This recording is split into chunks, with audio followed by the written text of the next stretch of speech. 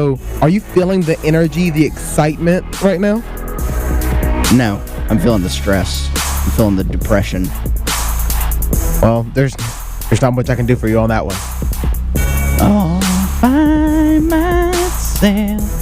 But let's turn to the college football playoffs. Let's talk about the top four. Let's talk about Clemson, Oklahoma, Georgia, and yes, Alabama. We talked about it out there in the suite for about an hour before coming into the show. We talked about it all last week. Brooks, why did the committee pick Alabama over Ohio State? And that's how we will open up our show today. Why do I think they picked them? Yeah. Name. You put a name brand in there. I mean, you could have gotten a name brand either way with Ohio State or Alabama, but you get a name brand, a one-loss name brand over a conference. It's hard to describe their thought process. The only thing I can think of is a name brand, put Alabama in. Their one loss is better than Ohio State. One of Ohio State's losses, they had a 2-loss to Oklahoma, which is a playoff team, and the Iowa loss hurt them pretty bad. So that's the only thing I can think, because Ohio State was a conference champion. Honestly, I just think we overthink things, you know? We take everything that the committee says that is important, and we try to pick at it and put it in an order like conference champ. Like the committee, yes, they said they emphasize conference champions and they emphasize strength of schedule and all that.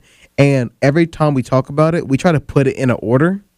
But at the end of the day, I think simply you just put in the best 4 teams.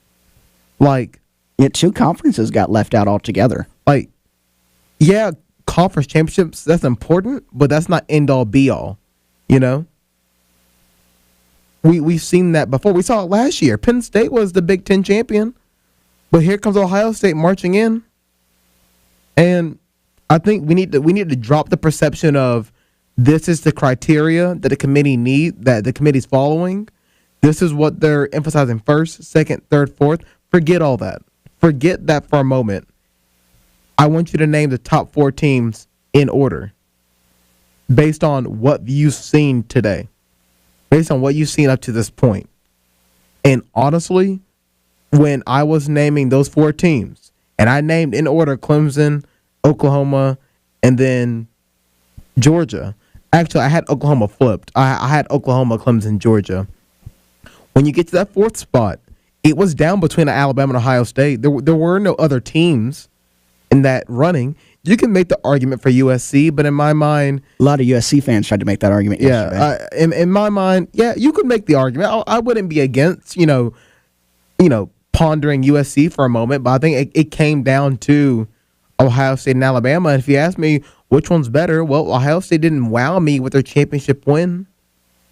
You know, the game was pretty mellow for that part. My favorite part was Eric trying to fix the field when it got tore up. He's a man. That was great. That was great. Brooks, we watched it on the drive back from Atlanta on my phone. We had the game streaming. That was like a 10-minute thing. It felt longer than 10 minutes though. That was something. I've never seen turf do that. And if you're asking me to put in the top 4 teams, I'm putting in Eric on my 4th team. You gotta put in Eric. Eric's got to be up there.